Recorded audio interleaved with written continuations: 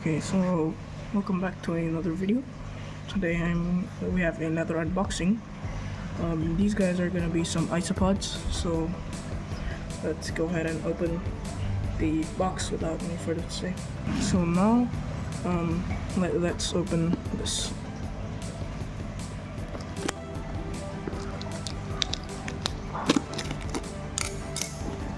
All right.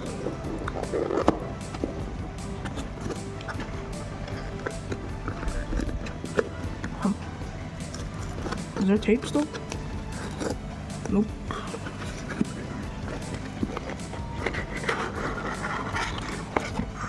This is a bit off. Wow, alright. Okay, let's check this out. So we got multiple species of isopods and some supplies. Alright, so this is Magorus nanus orange. So this is I have regular Magorus nanus in my collection. They're more to grayish purple, but this is an orange morph, as you can see. If you know isopods, some of them they lack pigmentation and they turn orange. Yeah, this is the case with this species, I'm pretty sure. Alright, next we have Porcellanides sprinosus, powder blue. Let's see if I can find it. Alright, there they are. These are pretty commonly kept species in the hobby. They're very prolific and one of my favorites for sure. What do we have here? Alright, another Magorus species. Wait, no, I was wrong. I read that wrongly. This is Cubaris murina, another commonly kept and very prolific species in the hobby. They're basically like Porcellanides sprinosus as well, but they can conglomerate, which means they can roll into a ball. So this one is Burmaniscus. Alright, I'm pretty sure this was the seller claimed them to be Burmaniscus javanensis.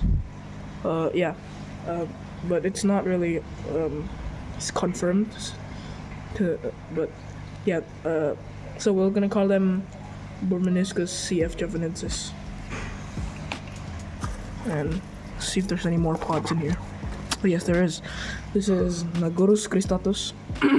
Sorry again about my throat. Another Magorus species. These guys are called the dwarf gray striped isopod, I'm pretty sure.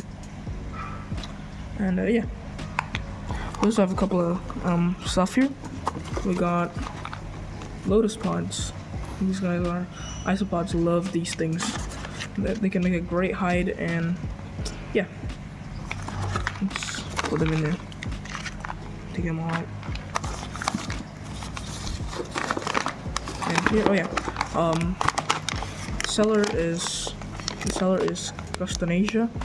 You can check them out on Instagram, link down below, and you can also check out their online shop, also gonna be linked down below. So yeah, these are cuttlebone. They provide a great calcium source for isopods and other invertebrates, such as millipedes and stuff like that. We start all the lotus pod here. Alright, so that's all of the items, and let's continue on to making their enclosures. Alright, let's start off with the Porcellanides sprinosus enclosure. So I'm not sure why I really put this large enclosure, because for the other ones I use these 32 Oz or 1000 milliliter thin wall containers with ventilation holes drilled them. But yeah, the others are smaller species, so I guess I'm gonna use the 32 Oz ones for the small species. But yeah, these ones are gonna be for the sprinosus. So let's set them. So for the substrate mix, I'm gonna combine a couple of ingredients. Starting off with a bit of flake soil. This stuff is really good for invertebrates that feed on their substrate, but also works really well on isopods. I'm not really sure about which isopods eat their substrate or not, but I use this mix on all of my isopods, so yeah. And next up we have some peat moss.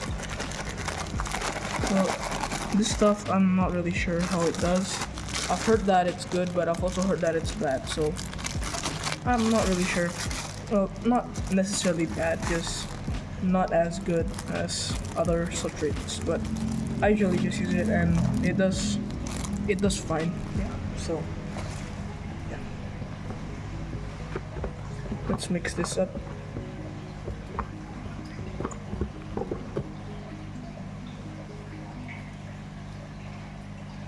And I'm also gonna add some topsoil.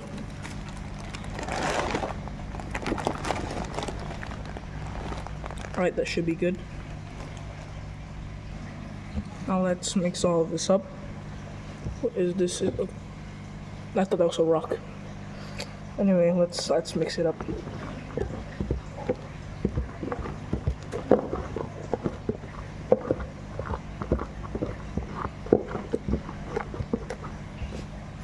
Alright, that should be good.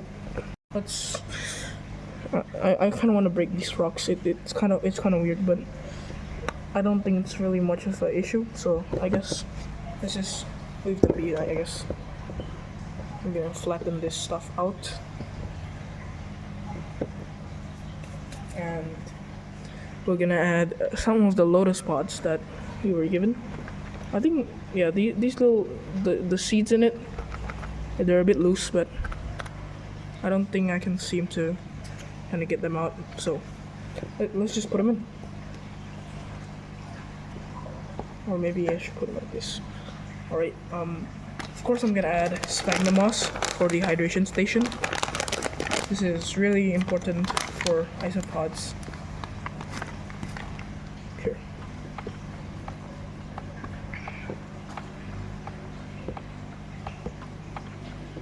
And of course, I'm gonna hydrate the sphagnum moss with my spray bottle.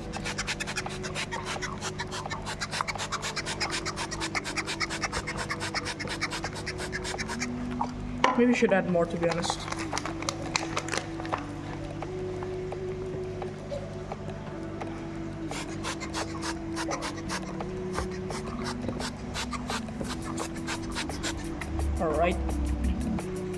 Alright, so now I'm gonna just sprinkle a bit of leaf litter in, like so.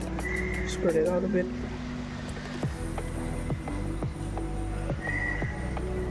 And I'm gonna add a piece of bark for them to hide in. This is a really nice bark I found. I really like it and how it looks. I also want to add some chunks of soft and rotting wood, decomposing wood, because it's really good for them. They can chew on it, and yeah, it's pretty beneficial. Okay, so now let's add in some curl bone. These are some really big pieces as well. Let me try to get some smaller ones, if I can even find any. I think this one is pretty reasonably sized. I can break it down into two. Oh, cracked. It's fine. I can just put it here. And maybe I'm just gonna break this to put it around. And yeah, I think I can add a few more pieces of bark and we'll be good. This one looks alright. Never mind. I think this already looks good by itself. Alright, let's add in the isopods. So here we have the powder blues. Let's break them. Break the tape. Cut the tape.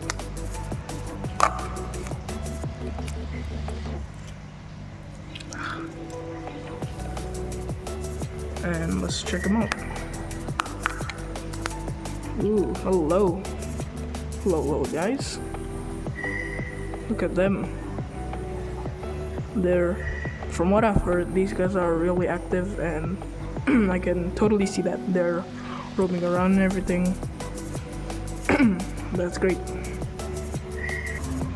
And I really like the moss too in it. It looks really nice. I think it's some sort of forest moss that they also put up in their shop. But yeah, let's just put them in. The moss would be a great addition as well. Let me just grab a bit of moss, put it in there. Maybe I should move this chunk away. And I can slowly... Wait, hold on. Put them in.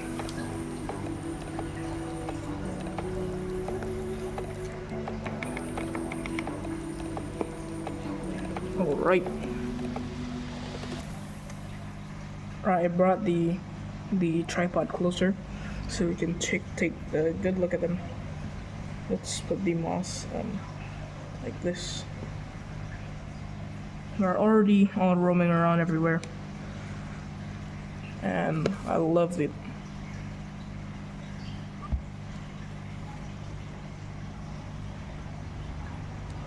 Yeah, that's look really cool.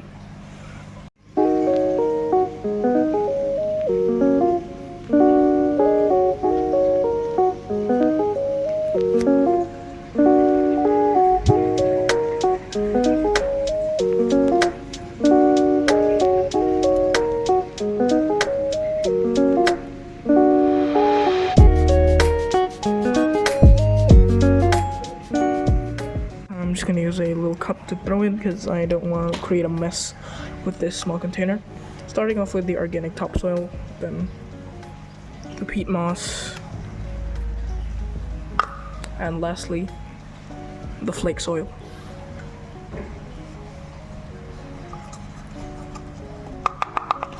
And let's mix all of that up.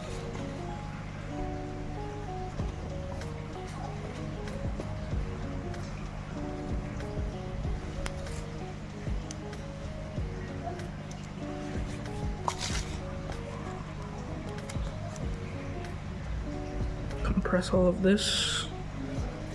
There you go. Substrate is complete. Let's add this nice little piece of small lotus pod. Hold on. Let me find a good position. I don't know. I think this is all right. Okay, I think this is a good position. I burned the little back thingy. I'm just gonna put sphagnum moss here for the hydration station, so it looks good, I guess. Let's just put the sphagnum here, and a bit more here.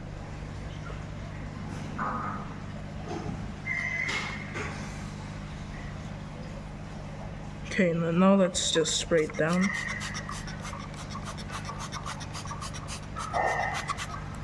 There you go. Right now let's sprinkle the leaf litter.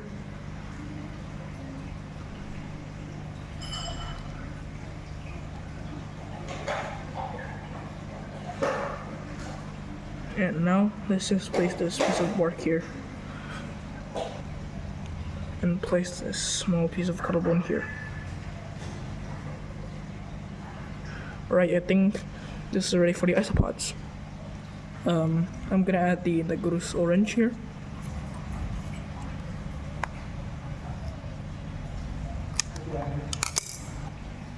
Okay, let's open this.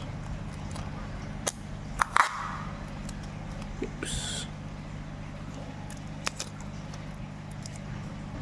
Alright, let's check these guys out.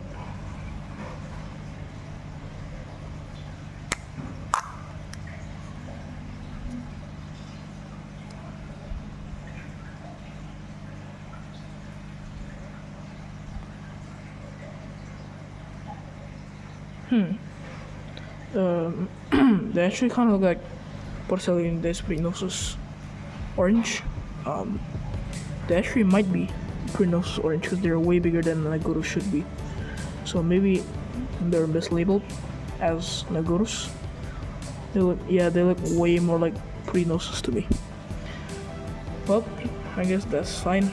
We're gonna just add the orange sprinosus in.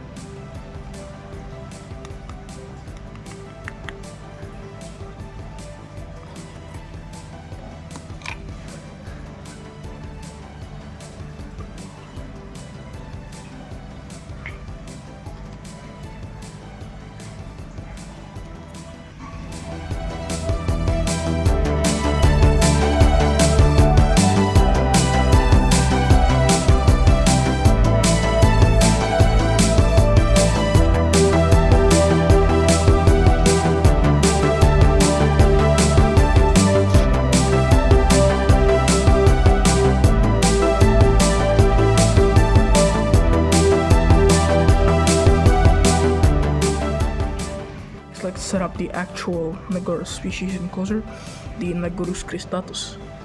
Of course, starting off with the substrate. This is organic topsoil, like I mentioned before, and continuing with peat moss and flake soil.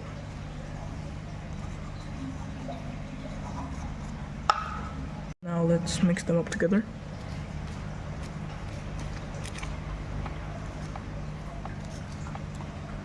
Okay, you know what? I think in the next enclosures I'm just gonna do everything off camera because it's basically the same process, and I don't think you'll want to see me just doing the same thing multiple times. So yeah, but for now, let me compress this all.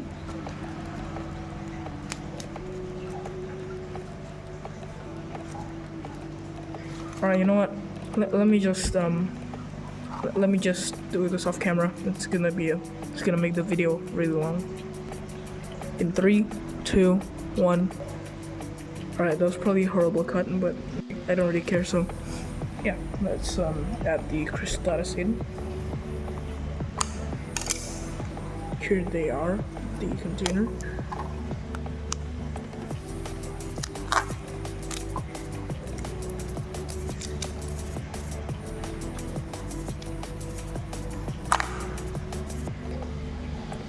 And yeah, these are pretty small species. They are a dwarf species, so yeah, that checks out. Let me try to find them if I can find them. Oh yeah, there's one. Oh, and there's two. Yeah, I think they're pretty shy. Let's add them in. I think this would be a good spot.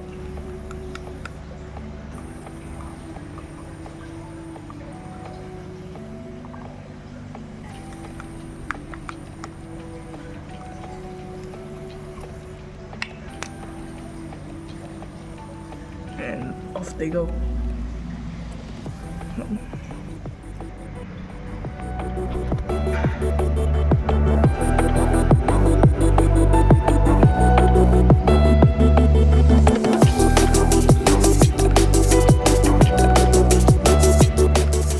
Now moving on to the next one, I am thinking of putting the Burmaliscus CF japanensis into this one. So yeah. Of course, starting off with the substrate, we got. Actually, no. As I said, I'm just gonna cut it out and do it off camera. So yeah, 3, 2, 1. There you go. Enclosure is complete, and now let's add in the isopods.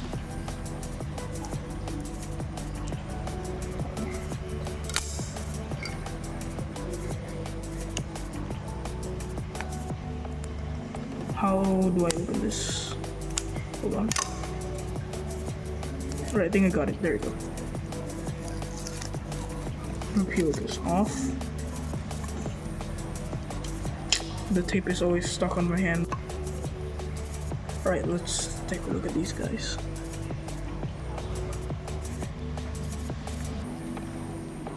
Okay. I don't spot it. Never mind. I do see one that went into cover, but let's check the others. Oh yep, there's one over there. Let's put them in.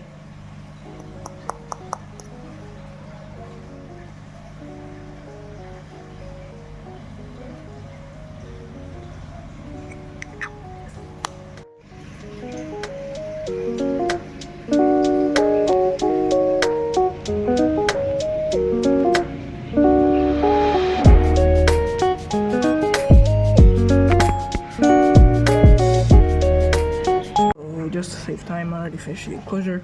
Now let's just add the isopods in.